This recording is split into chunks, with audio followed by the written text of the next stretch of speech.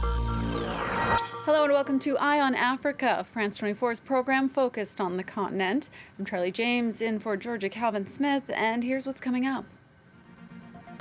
The African Continental Free Trade Area comes into effect, covering over 1 billion people.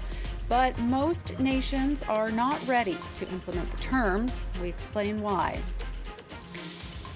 13 years of peacekeeping in Darfur comes to an end. The joint UN-AU mission now goes into a phased withdrawal, leaving residents fearful of renewed fighting. And France 24 investigates income disparity in South Africa's Free State province. The residents are poor, but the ruling politicians are living large. Thanks so much for joining us on the program this evening. January 1st is a historic day for free trade in Africa. That's because the new African Continental Free Trade Area kicked off after months of delays due to the pandemic.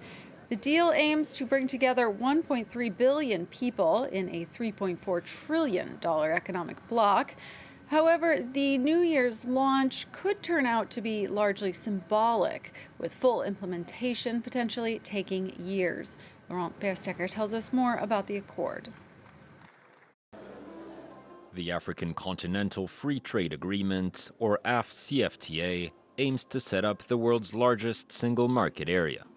By removing tariffs, it seeks to develop trade between African countries in a continent which mainly exports to Asia and Europe. La ZLECAf ambitionne d'intensifier les échanges commerciaux sur l'ensemble du continent et de constituer à terme un marché continental intégré.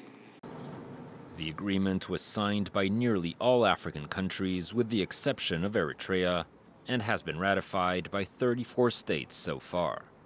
It took effect on January 1st after the initial July 2020 date was postponed due to the COVID-19 pandemic. Yet it's unlikely to bring about immediate change, as many key elements of the deal still need to be hammered out. For instance, countries still need to determine which trade barriers will be lifted and what type of products will be affected by these changes. The stated aim is for AfCFTA to eliminate up to 90% of existing tariffs in Africa over the next 15 years. The African Union estimates the agreement could eventually boost intercontinental trade by up to 60%. In the last hour, I spoke with Gyude more about this trading bloc. He is a senior policy fellow at the Center for Global Development, as well as a former Liberian Minister of Public Works.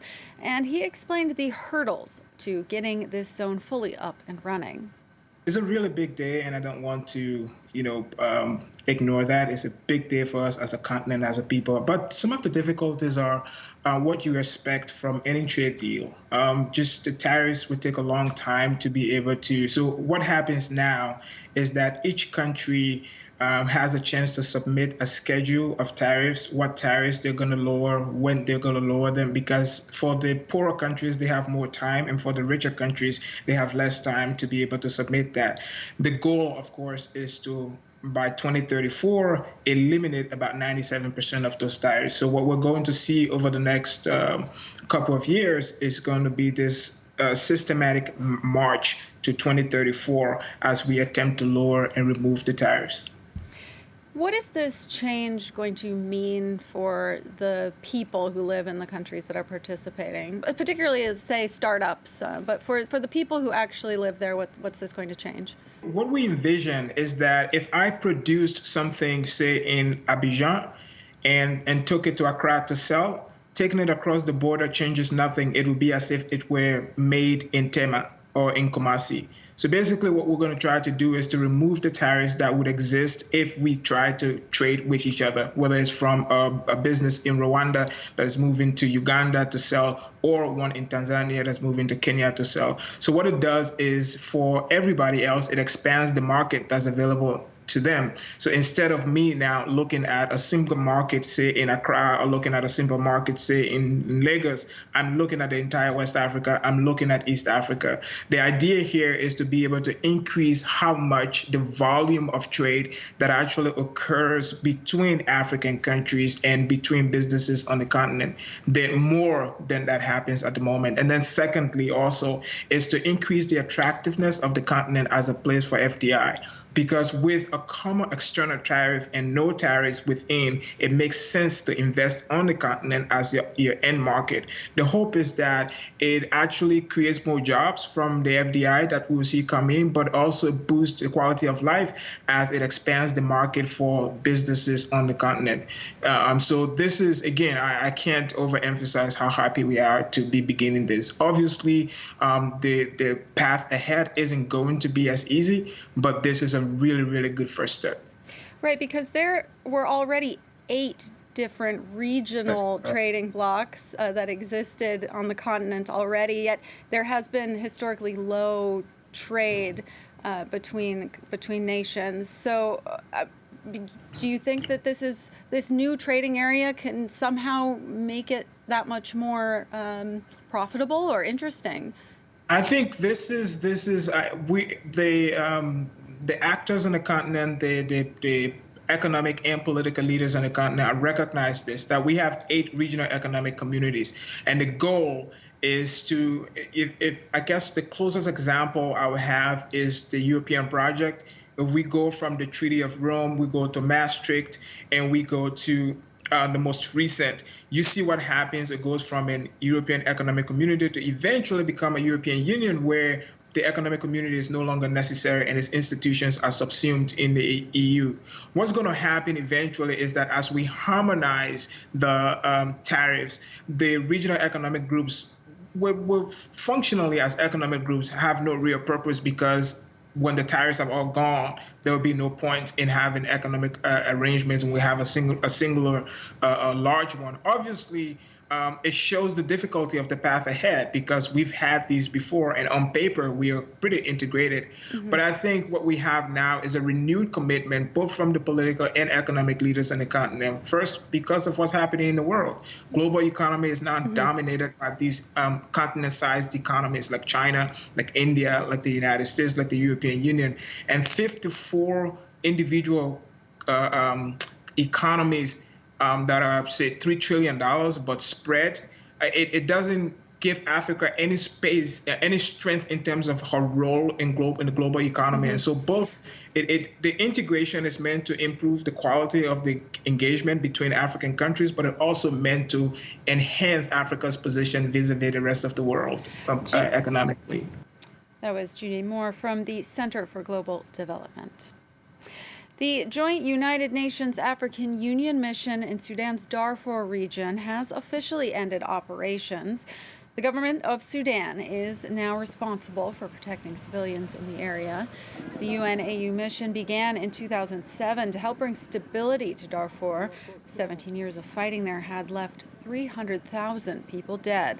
Aaron Ogunki explains why some residents fear the withdrawal will leave them more vulnerable. With the new year comes renewed fears of instability in Darfur. After 13 years in operation, the joint United Nations and African Union peacekeeping mission in the conflict-ridden region came to a close on Thursday, with Sudan's transitional government vowing to deploy its own troops to the zone to ensure stability. But for critics, replacing international peacekeepers with Sudanese forces is premature at best and risks bringing the conflict back to square one at worst. فلا بد من يكون في سلام شامل كامل لكل السودانيين ويكون في نزع سلاح الجنجويد ويكون في محاكمة كل من ارتكب جريمة في السودان يتحاكم.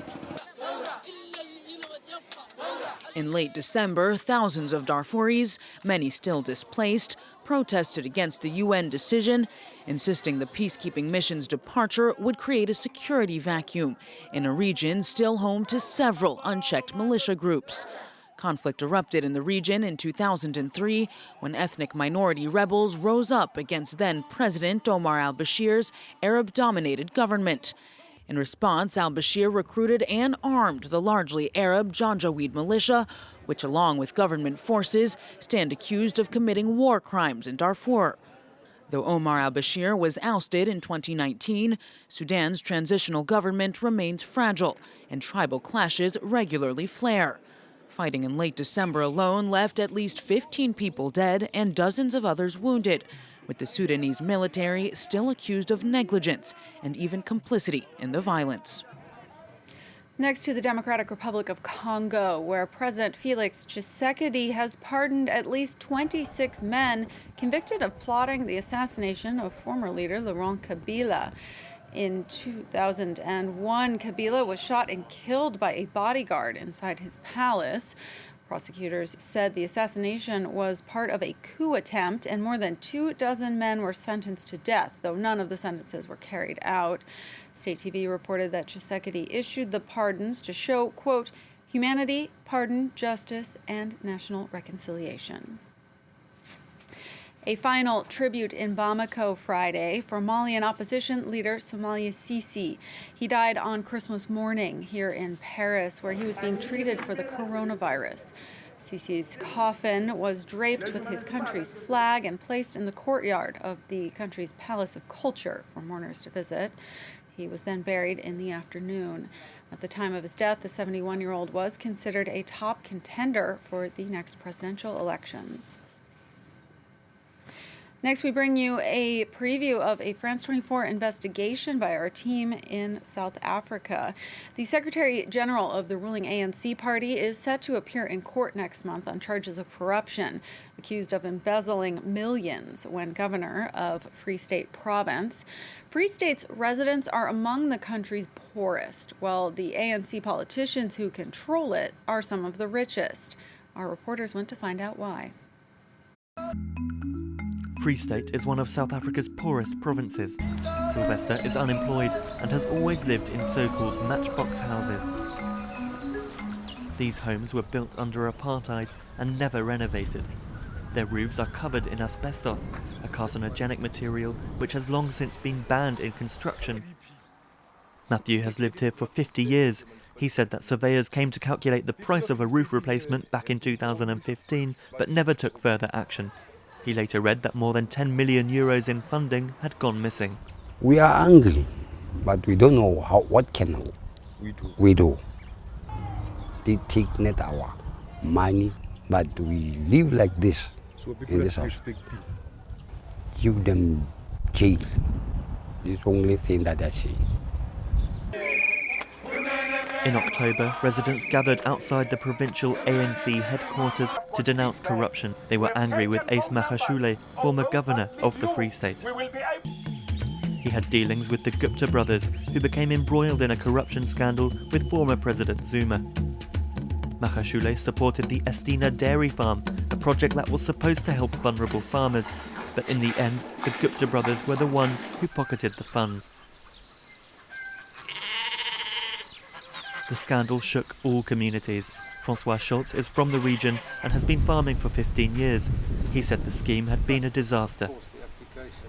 Estina was based on a model that was used in India. And 2 years later I heard that the cows were dying, and it's a spree of taking money away from the rural people specifically for their own pockets. After years of investigation, Ace Magashule was finally convened before court in November. The trial will begin in February. That was an excerpt from our Focus report, which will air in full next week.